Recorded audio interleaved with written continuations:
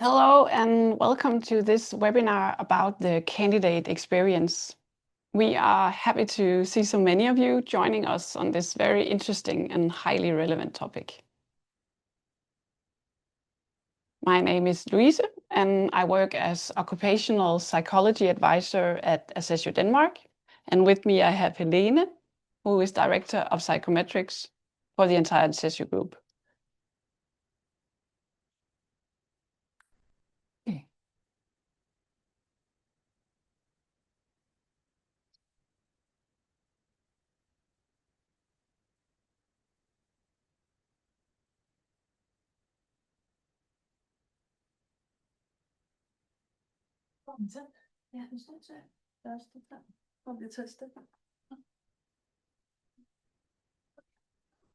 We were just told that the sound didn't work, so we'll just start from the beginning. Just starting with all the joys of webinar. Yeah, exactly. Yes. Okay, yeah. To those of you who were not able to mouth read what I just said, I'm going to start over. So hello and welcome to this webinar about the candidate experience. We are very happy to see so many of you joining us on this very interesting and highly relevant topic.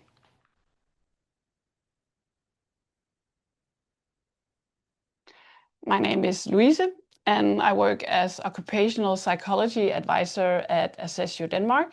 And with me I have Helene, who is the director of psychometrics for the entire Assessio group.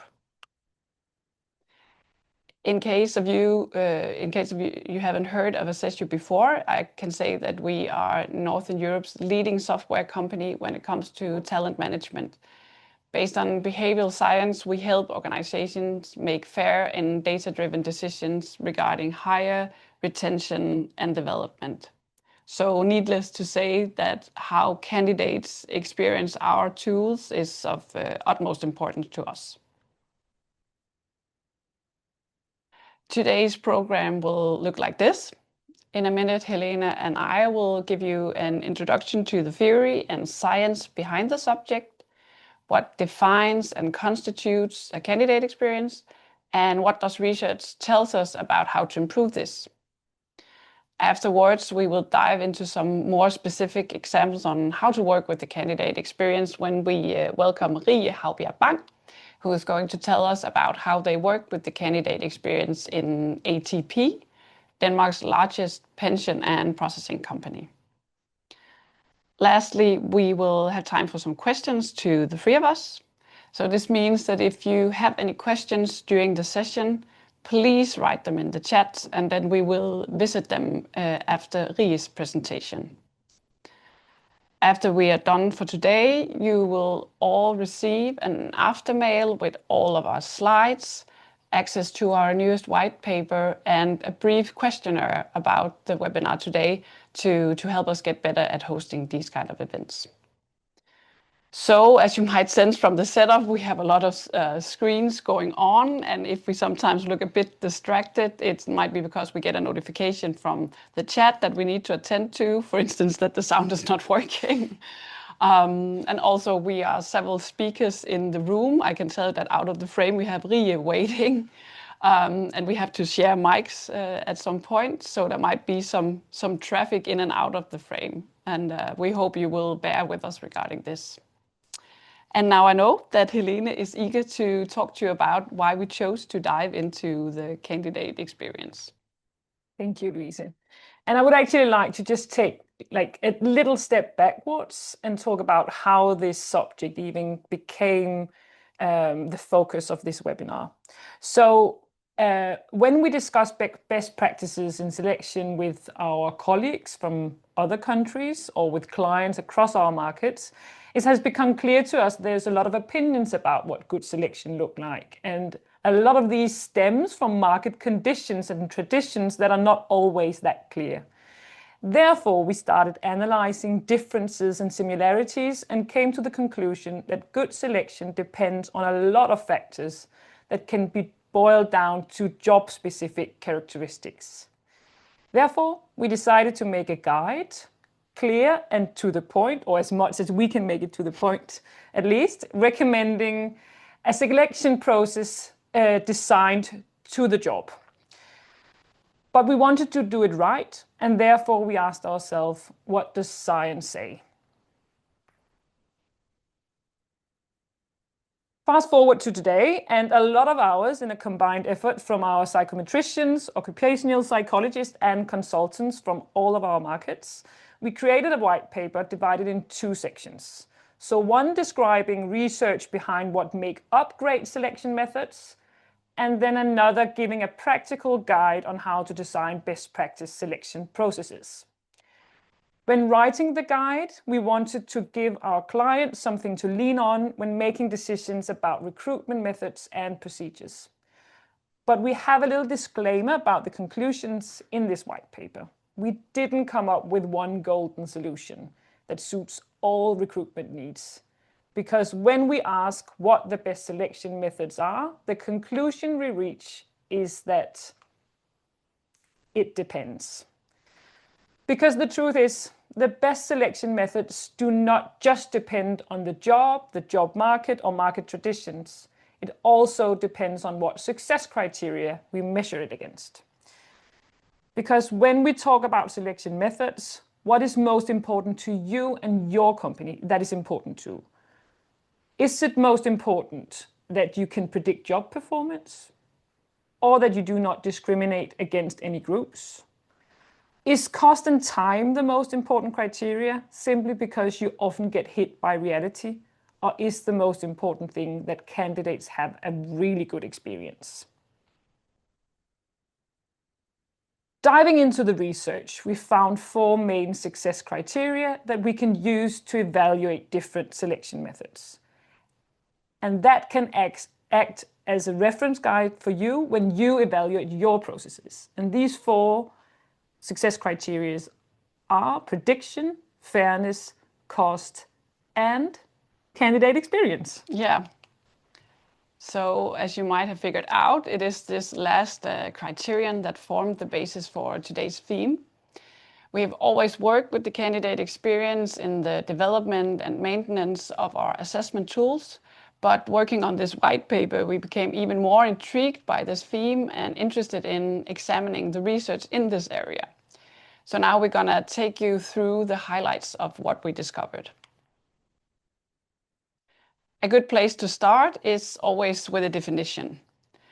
The candidate experience is defined as perceptions, attitudes, and reactions individuals develop through the hiring process. So as you can see, it's a broad concept that covers a wide range of experiences over an extended period of time. Despite perhaps seeming like a rather fluffy term, it actually has some quite concrete effects. Because research shows that poor candidate experiences can lead to top candidates perceiving the company as less attractive, negative word of mouth where candidates discourage other candidates from applying, reduced likelihood that candidates will accept a job offer or reapply in the future, and finally, negative evaluation of the company's products, which is especially important for companies where candidates are also customers. Maybe some of you heard about this Virgin Media case some years ago. Virgin Media found out that they lost about $5 million in 1 year due to applicants with a poor candidate experience who subsequently canceled their subscriptions. So bad candidate experience is also bad business. And why is it that research is always that bleak? This was the downside. I think when Rie is coming on, it's going to be about the positive effects of good candidate experiences as well. Research points to one of the most crucial factors for candidate experience, and that is the perceived fairness of the selection process. So, as you may remember from earlier when Helene was talking, fairness is also one of the criteria for selection methods. So that is whether a test treats candidates equally and avoids so-called adverse impact, which refers to whether a test favors some groups over others, or in other words, causes discrimination. So that kind of fairness is something that we can measure in the test itself. But the fairness or justice that we're talking about regarding candidate experience is about whether the candidate feels or perceives a test or selection method as fair. So this doesn't necessarily have anything to do with whether the test or method is fair, but rather the subjective experience of fairness. Candidate experience involves perceived justice across several areas. First of all, regarding outcome, was the result fair? Was it fair that Mary got the job instead of me? This is known in research as distributive justice. Second, process. Was the process leading up to the result fair? Did the selection method seem relevant? And was the time investment reasonable? This is referred to as procedural justice. Treatment. Was I treated fairly? Was I spoken to respectfully? And was communication timely throughout the process? This is known as interpersonal justice. And then finally, information that refers to actually all of the above. So was sufficient information provided both during the process and about the outcome, which is called informational justice. So how can we influence the perception of justice within these areas? Luckily, Rie will present you with some practical ways to do just that. So does that just mean that we should just wrap up now and just get the Rie on stage? Well, unfortunately not, because we would also like to introduce you to an additional layer of complexity when working with candidate experience in relation to selection methods. So as you will see from Rie's presentation later, there is a lot you as a company can do to enhance candidate experience. But first, we would like to draw your attention to some inherent dilemmas that may make that work less of a walk in the park, because they risk compromising other important qualities. Sorry, a little bit bleak again here, but let's look at some examples. So first, as Louise said before, the amount of information provided to candidates influences candidate experience.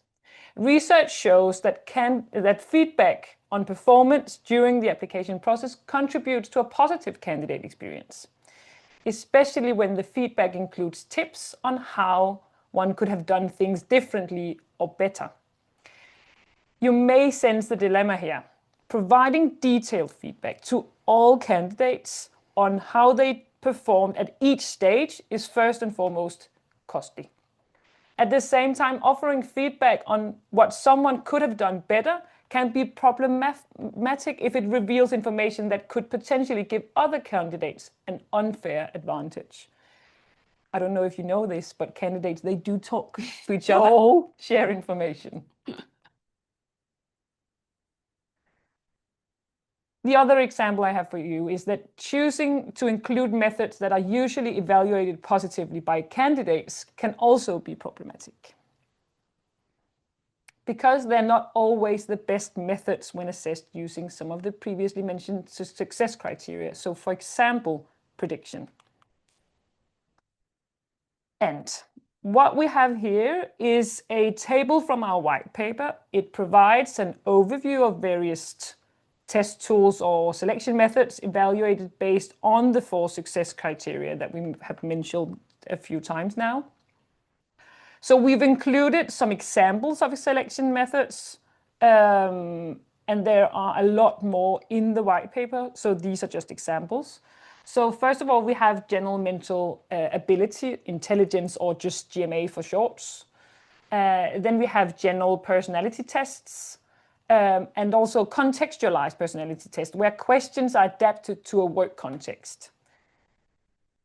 Structured interviews, which in research terms, and I think that is very important to just be aware of, that in research terms, structured interviews refers to not just having an interview guide, but using fixed questions for all candidates and a predefined scoring system for rating responses. So it's a very, very strict process. And then we have work sample tests where candidates perform examples of actual job tasks. So we've created a simplified rating system based on the research in this field. So green indicates when a tool performs well on the given success criterion, yellow indicates medium performance, and red indicates poorer performance. So the nuances between behind these ratings can also be found in the white paper, as can more examples of selection methods. But looking at this overview, it becomes clear that it is difficult to find a single method that performs well on all success criteria. So the inconvenient truth is there will always be trade-offs depending on which criterion you prioritize most highly. And that also leads us back to what I said earlier, that we cannot just find one golden truth within this field. It also depends on what you as a company find most important. Yeah. And for the sake of the example, let's reflect on what it might look like if we took each of these criteria to the extreme. That is, doing everything possible to maximize success on each of the criteria. For the prediction criteria, this would, in an extreme case, be a pick and mix model, kid in a candy store, use all test tools all at once to uncover all possible information about the candidates. So this would likely result in a high prediction, but it is easy to see that this would be extremely resource demanding for both the candidate and the recruiting unit, and probably not a very good candidate experience either. So thus, extremely good prediction would come at the expense of both costs and candidate experience. If we go to fairness, what is the most fair method you could come up with where you're 100% sure that you won't be biased by any kind of information? Lottery. Ensure that all groups are represented and then draw lots among them. This is actually also not very resource demanding, but I'm sure you've already thought that this method would fall short in terms of prediction. And honestly, how nice is it as a candidate to know that this was the way you were chosen? If we look at costs and we were to imagine the least resource demanding method, we could go with a first come, first served principle. Hire the first candidate who applies. This saves both time and money, at least in the short term. I'm not sure about the long term. Again, I'm sure you can see what other problems this might create. And what about the candidate experience? Should we just hire everyone to keep them happy? Well, of course not. The question is more about which tools we can use that create the best possible candidate experience, and what trade-offs might be associated with these methods. So if we look at the table here again, you can see that methods like structured interviews and work sample tests are marked as green under candidate experience, which means that they're generally evaluated more positively by candidates than, for example, cognitive tests and personality tests. So should we just go with structured interviews and work sample tests? Well, maybe if we only assessed our methods based on candidate experience, but from, for example, a resource perspective, structured interviews are very costly, which is why they are marked red under costs. And at the same time, no matter how much you structure an interview, the risk of bias is higher in such an interview context, which also means there will be a risk of adverse impact. An important point when looking at this is actually why candidates have better experiences with work sample test and structured interview. Firstly, it is because candidates feel they have the opportunity to influence the outcome. You simply feel more in control in an interview situation than when filling out a cognitive test. And secondly, because candidates generally perceive these methods as job relevant and as methods that can actually illustrate performance in the role they're applying for. So where we talk about predictive validity in relation to a test's predictive power, when talking about candidate experience, we talk about perceived predictive validity. So that is not how predictive the test actually is, but how predictive it feels. So, but it is not only the experience of job relevance and control that can make candidates like a test tool. From newer research, we have seen that things like games can provide a fun and thus positive candidate experience, which is why gamification is becoming more popular for recruitment. Unfortunately, the predictive power of these types of tests is still questionable. So using gamification can therefore be an example of enhancing the candidate experience, but perhaps at the expense of prediction. Tapping into another trend, such as AI-based interview robots, they may have somewhat the opposite effect. By removing the human from the interview situation, there may actually be potential gains in fairness, as the technology can help eliminate some of the human biases that Louise just mentioned could be associated with structured interviews, and especially with interviews that are not as structured. Furthermore, it's easy to see the advantage in terms of cost, as you can save human working hours. But what is the candidate experience of being interviewed by an avatar instead of a human? Unfortunately, the research we have looked at is relatively discouraging, as the results suggest that candidates perceive such tools as unfair. So they perceive them as unfair, even though they might actually be fairer. They see them as biased and dehumanizing. And then they also feel that they send a negative signal about the company's view on people, and thereby also on the employer branding.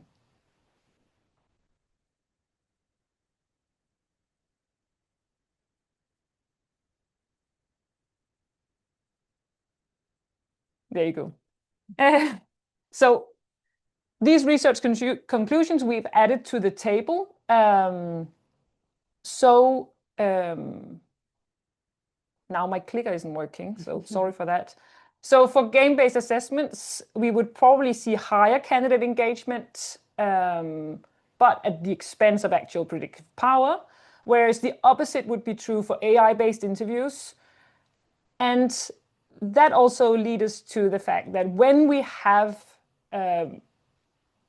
processes or methods with a lower candidate experience, then communication to candidates might be an added benefit and can make up for this poor candidate experience. Mm-hmm.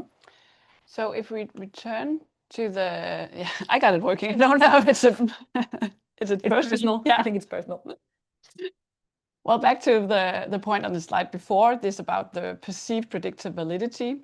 So now that we know how important it is for the candidate experience to understand why we use the methods we do, what is it we wish that all candidates knew? As one of the final points in this presentation, we have a message, a short letter for the candidates about the things we wish that all candidates knew. And Helene will read this to you.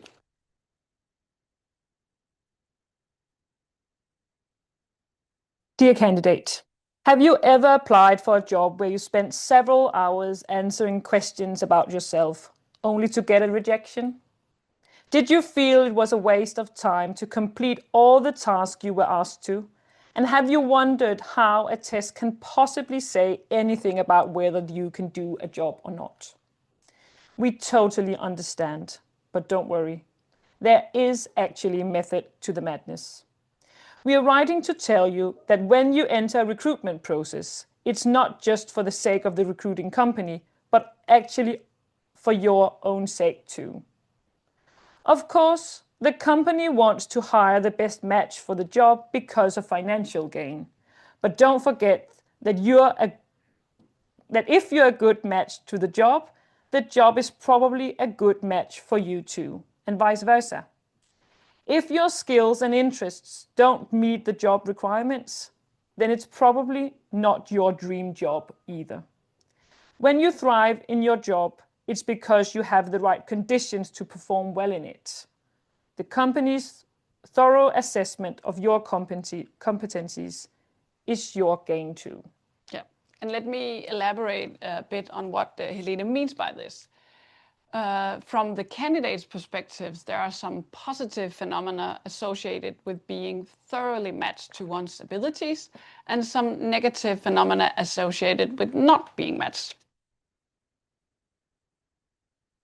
If you have ever heard of flow before, then you know this is about being so absorbed in an activity that you lose track of time and place. An activity worth doing just for the sake of doing it, where you experience your abilities being challenged just the right amount, not too much, not too little. Flow can be found in all types of work, whether it's getting lost in graphic design projects or complex Excel spreadsheets. And the experience is linked to well-being.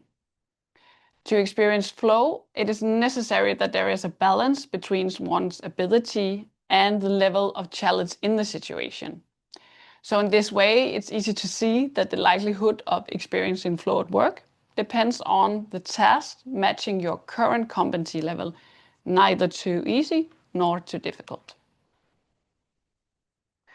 While flow is something that you strive for, burnout is not. So luckily, that is one of the states that a good selection process can limit the risk of. So, because burnout is another thing that we try to account for. So burnout refers to chronic exhaustion and negative, cynical attitudes towards one's work, and can have devastating consequences for someone's health. A key factor in the development of burnout is the so-called job stress.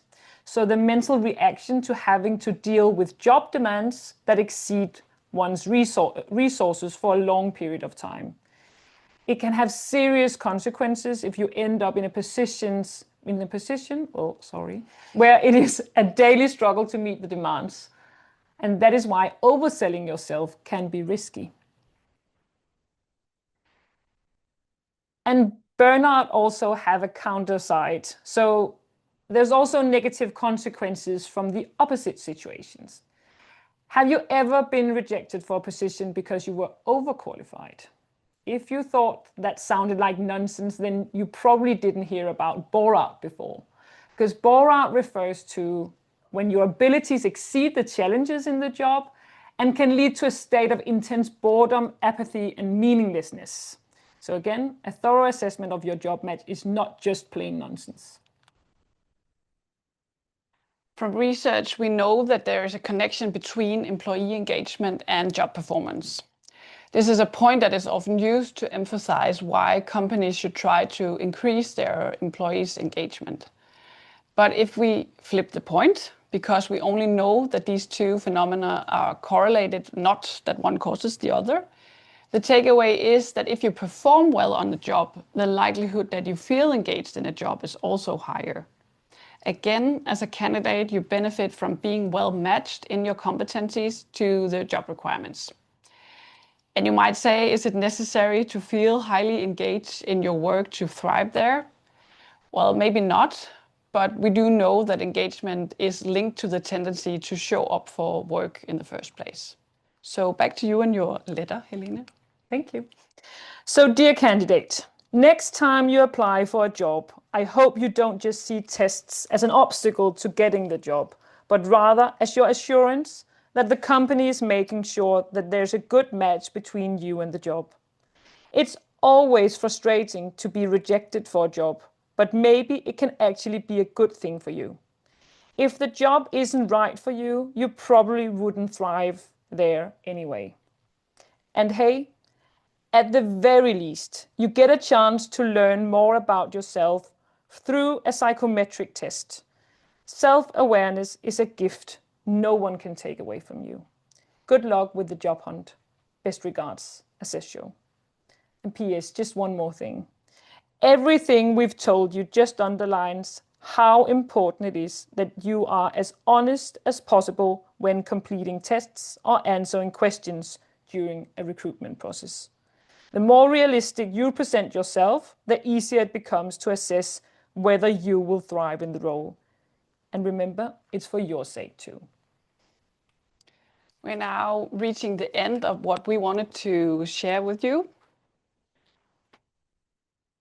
We're taking a little dive into the candidate experience, and you'll become even wiser about this topic in a minute with Rie. So some of the points that we hope you take with you from us are: first, the candidate experience is important and has a major impact on a company's ability to attract talent. Second, you can significantly improve the candidate experience through clear communication about the process and the methods you use. And third, also remember the other criteria and be aware of what you might be compromising on. This was just a peek into our latest white paper, where you can find much more about the other criteria: prediction, fairness, and costs. And we haven't even mentioned part 2 of the white paper yet. Here we provide you with a guide on how to design your selection procedures so you get the most value from the selection methods you use. As mentioned in the intro, you will all receive a link to our white paper afterwards. So this was it from me and Helene. As we also mentioned earlier, we will try to make time for some questions later on. But first, I'm very happy to pass on the word to Rie, who will tell you about how they have worked with the candidate experience at the ATP. Hi. And thank you for having me here. My name is Rie Bang, and I have spent the previous months wondering how to best inspire you with our experiences at ATP of creating a candidate experience that is professional, inclusive, and effective, and which will simultaneously strengthen your employer brand. So today's presentation is the result of my ponderings. So to start us off, I will talk just a bit about the company I represent and give you a snapshot of our recruitment volume, so you have a point of reference as you get inspired, or hopefully get inspired. Then I will walk you through some of the steps that we have taken over the years to improve our candidate journey. Next, I will divide these into specific focus areas grouped under 3 overall themes. And finally, I will give you my best take on where our future focus should lie in improving our work in the candidate journey. So when you leave this webinar, I hope that you will have gained some new insights into how to create a candidate journey that is professional, inclusive, and efficient, and which can simultaneously strengthen your employer brand. So first of all, I'll spend a minute or so on giving you an overview of ATP and who we are, so that you will know what kind of company that I represent. ATP is a self-governing institution established by the Danish Parliament by law in 1964. And today, the ATP Group is Denmark's largest pension and processing company. Its headquarters are in Hillerød, north of Copenhagen, and has around 3,000 employees working across 3 different areas: managing pensions, investment, and administration. So now you know some things about the company that I represent. And in order to provide some useful inspiration, I think it's important that we will not be comparing apples to oranges. So I suppose that you represent a wide range of organizations, which is why I will now provide you with just a brief overview of ATP's recruitment volume last year. So last year, in 2024, we hired 541 new employees across the organization. And in terms of internal mobility, 38 employees were hired into new roles at ATP after applying for the job. And out of the 541 hires, 359 were permanent hires, and the rest, which is 182, are the highest. And that could be fixed term contracts, or it could be contracts on special terms. We published 301 job advertisements, 7 of which were in English. Corporate language in ATP is in Danish, but we've posted 7 in English. And these resulted in more than 12,000 applications. So during the year, we conducted second interviews with 675 candidates, which includes a personality and logic tests.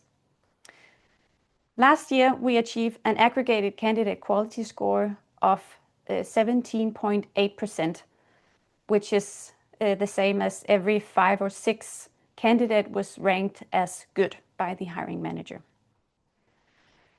So now I want to take you through how we have worked with the candidate experience in the previous years. So in general, we focus on making the initial meeting with ATP as positive as possible. And that is regardless of whether the candidate gets the job or not. So since 2019, we have strategically measured the candidate experience using START, or what formerly known as Talent Hub. And we use this data to improve our job postings and also the recruitment processes more broadly. But it's also a way to identify areas for individual improvement. For example, if a recruiting manager does not make enough room for the candidate during the interview, we now have some data that supports us when we give feedback to the hiring manager. Let's see, next one. The same year, in 2019, we switched our recruitment tool to people test systems. And apart from a matter of quality, this was also done to increase transparency, ensuring that both parties have access to the same materials during the interview, which results in a more equal experience. And that was not the case with the former tool that we used. And furthermore, it also allowed the candidates to take home their materials, their test results and reports.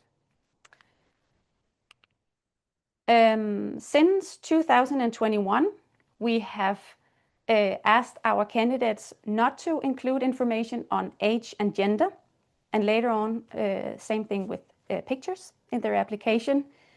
And furthermore, we have implemented a more balanced approach to whether the CV is sufficient. And that reduces the burden on candidates in writing unnecessary motivational letters. In 2021, we used Develop Diverse to measure and improve our use of inclusive language, for example, in our job postings. And since then, we have continued to improve our materials and recruitment pages based on that data. Last year, in 2024, we focused on preparing the managers for conducting successful screenings and successful first job interviews. And we developed some guiding materials for use in these preliminary interviews, or the first interview. This year, in 2024, we hosted our first webinar with advice for applicants to our graduate positions.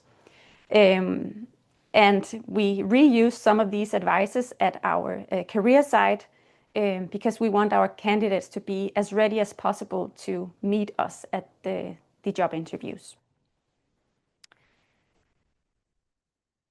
Apart from that, we also stay updated on studies about candidate behavior, and we invite external specialists in-house to share data about the candidates or market tendencies.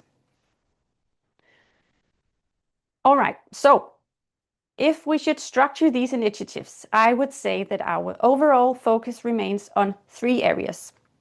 The first one is diversity and inclusion, because we want access to all the talent available. The next one is transparency, because transparency is the most direct path to building trust and ensuring a sense of security. And the third one is equality, because it is a very crucial element in the recruitment process where both parties are making a big decision.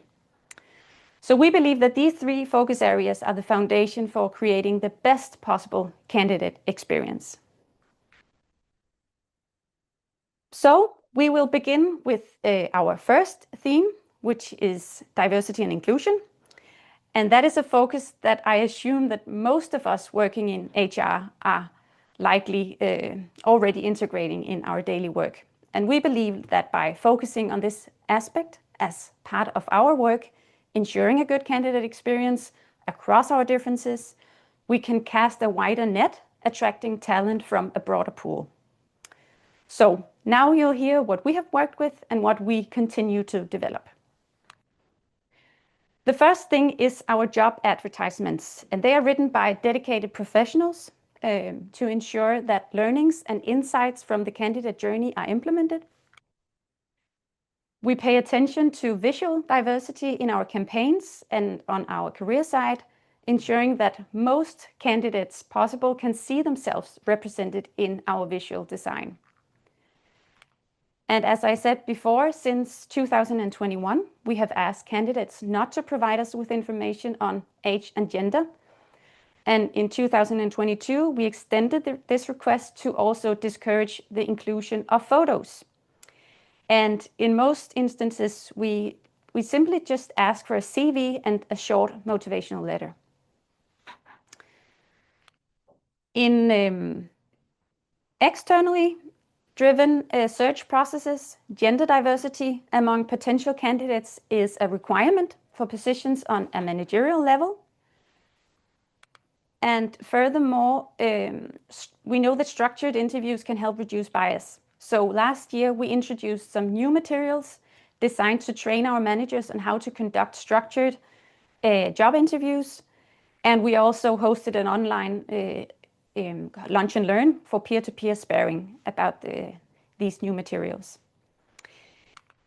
And last but not least, we've started preparing our managers on how to conduct interviews with neurodivergent candidates, which is also beneficial from a broader recruitment perspective, as we increasingly encounter candidates who openly share their diagnosis. And we measure diversity and inclusion in ATP. So this is data from last year from START, which was formerly known as Talent Hub. Most of you may know them as Talent Hub. We asked the candidates whether or not they consider ATP to be an inclusive workplace, and 8.2 out of 10 would consider us to be so. So now we have arrived at our second theme, which is transparency. And that is a focus that we take as we believe it's the path to trustworthiness and this feeling of safety, which are integral elements in a recruitment process. So now you hear what we have worked with and what we still do. We announce all vacant positions to ensure full transparency. In some cases, we only announce vacancies internally, but most of all, we announce them publicly.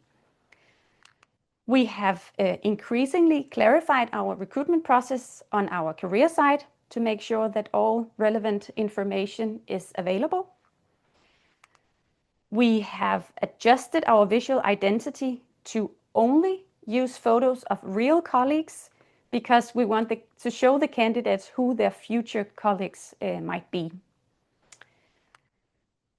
We hand over all material, meaning results from analysis and reports to candidates because it's their data, so they get everything.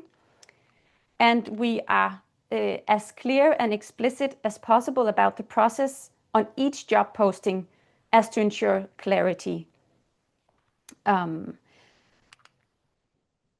We also continuously develop our ambassador program with a wish to give potential candidates just a small sneak peek into the organization.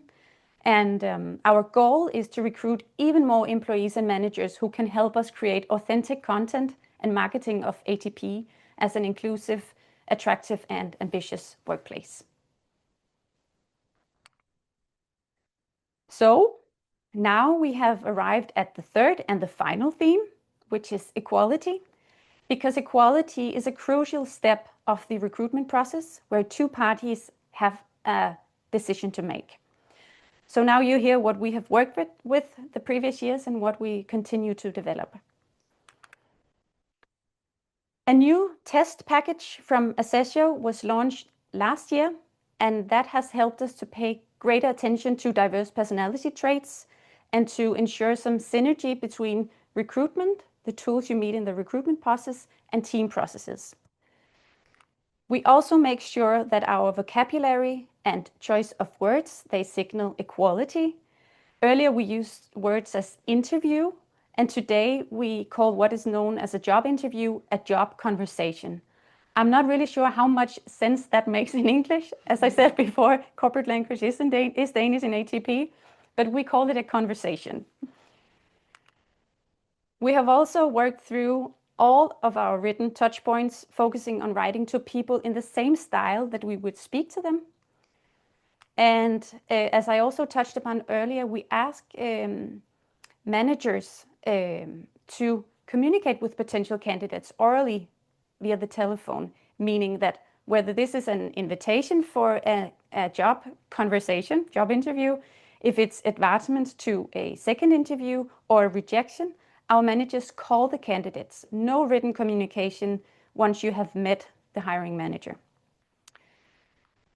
And last but not least, we prepare candidates for the interviews, as I said earlier, through webinars, video guides, and short and sweet advice on our career page. So, as you can hear, it's very important for us in ATP that we, first of all, access the entire talent pool so that we will fish for talent in the largest possible pond. Secondly, it's important for us that we ensure transparency because we believe that it is the path to trustworthiness and a sense of security or safety for candidates and managers alike. And thirdly, we strive for as much equality in our recruitment process as humanly possible. So this is the core of our work to ensure a good experience for our candidates. So what would the candidate experience of the future look like? Well, I would like to introduce just a few things that we think the future has in store for the work with ensuring a good candidate experience. We have only just begun executing on our initiatives to prepare the candidates for the best experience of applying for a job in ATP. We have also had a tremendous focus on neurodivergence as part of our CSR initiatives, and we've discovered a great potential for applying these learnings to optimize the recruitment process for those candidates who are neurodivergent. And I will just briefly exit this slideshow because I want to show you a LinkedIn post that I stumbled across just recently. And I've called it Transparency and Inclusive All-in-One Solution. But it's a post that I stumbled across, and I find it as a good example of how to aid the recruitment process for neurodivergent candidates. And the text is very small, and it is in Danish, so I will just read the first paragraph out loud in a translated version. Here it is. As an autistic person, I function best with predictability. This is why the job interview have always been one of the most challenging situations I could put myself in, even though the amount of times where I was the candidate are limited. Job interviews are challenging, not because I don't like talking with people, but because there's so much at stake and that the structure and questions are often unpredictable and strange. And I know I'm not alone. In my network, amongst both HR professionals and neurodivergent people, it has long been debated how we can make the recruitment process, especially the interview, more accessible for neurodivergent candidates. That's why I've suggested an aid for the job interview. And to be honest, I'm not sure how widespread this is yet, but a cautious suggestion is that we will see more of this in the future. We also want to include an diversity and inclusive assessment as part of the employee satisfaction survey. We want to measure how many minorities are represented on various parameters and if they feel included. So it's about finding the balance between endorsing the job and the reality that one encounters, so to make sure that we're not endorsing an unrealistic representation. And last but not least, AI in the recruitment process. We have continued our focus on the potential of AI in improving the recruitment process for applicants and managers. And we make active use of AI for inspiration and encourage our managers to do the same. So more specifically, we use AI for job advertisements, question for candidates, and developing cases. Yeah, let's see. So we also see that there are some tendencies out there that some companies utilize chatbots to answer questions from candidates. We keep an attentive eye on the future potential, and we're also aware that many candidates make use of AI tools in their application. And that means that many applicants are increasingly using AI tools for their CV, motivational letters, communication, and preparation for the interview. And this might give an inaccurate representation of the candidate's linguistic and written proficiency. We also know from other companies that hire internationally and mostly through Teams that chatbots are listening to the interview and giving continuous input, and it's only a matter of time before they can also utilize AI in personality and logic tests. I've just brought this one tendency from another source. I won't go through that. You'll receive all the slides. Instead, I will say that I started out by stating that I hope that I would bring some inspiration on how to create a candidate experience that is professional, inclusive, and effective, and which simultaneously strengthens your employer brand. And I've tried to do this by introducing you to the work with improving the candidate experience since 2019. And I've specified our initiatives by considering 3 overall themes: diversity and inclusion, because we want access to all the talent out there; transparency, because transparency is the easiest way to trustworthiness and a sense of security; and finally, equality, because it's an important element in the recruitment process where 2 parties have a choice to make. And then I ended up by speculating about the future and what it has in store in terms of ensuring a good candidate experience. And the whole debate is kind of a moving target, which we just must keep in mind. So I really hope that you have gained some new insights and inspiration that you can apply in your own work with ensuring a professional, inclusive, and effective experience, an experience which can simultaneously strengthen your employer brand. Thank you for listening. And I think we have 5 or 6 minutes for some questions. We're going to peek in again and share a mic here. Yeah. So we have just 5 minutes now for some questions. And first of all, Rie, there was a question for you. Even without gender or photos in the application, there's still a risk of unconscious bias. Yes. Especially around traits more often associated with men that can influence decision making. How do you work to avoid these biases when reviewing anonymized applications? Yeah, that's a really good question. We can reduce bias by being aware of them.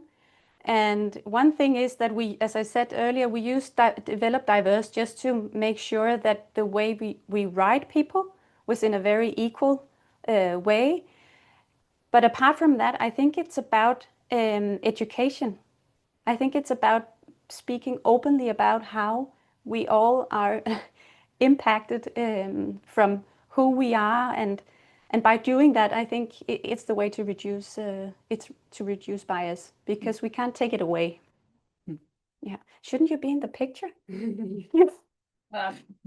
Right now, Louise is just an arm. Okay, sorry.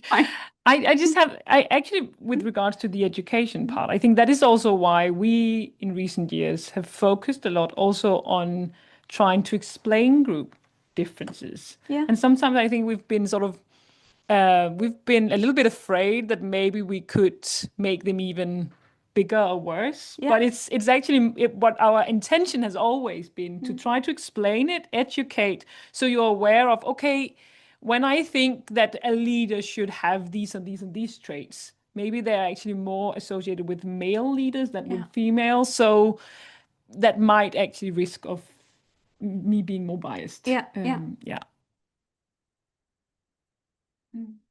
Do we have another question? Yeah, so the questions are like pouring in now. Yeah, so I see that from both of our presentations, there were kind of broad lines, and you did a lot of initiatives. And there was a question regarding like simple initiatives, and I'm thinking something that maybe people could just like walk out the door today and do. So maybe from both of you, some of the more simple could be done today, tips on how to improve candidate experience. Would you like to start? I think that I would start by looking at communication. So both it can be like the more inclusive, more equal communication, but definitely also just being mindful that candidates urge for information about how they're doing, about what they can expect, what will be the next. And then also trying to explain to them why your process look at it as it does. So, and if you can't explain that to the candidates, then maybe you should look at it again. But it's just trying to explain why do we do what we're doing and what is the purpose. I think that could help a lot. Yeah, I totally agree. I think it's a very good point that you are who you are and you have the processes that you have, but try to be as open as possible about why you do what you do, why you have those steps in the recruitment process. And apart from that, I must say that I'm just a fan of data. And I don't know if it's easy or if it's a small step, but I would just start by measuring it so you know where to start. Where can you make the biggest impact? What should you do? So I would really just start measuring instead of guessing what our candidates want or what they miss or what they think lacks in the recruitment process.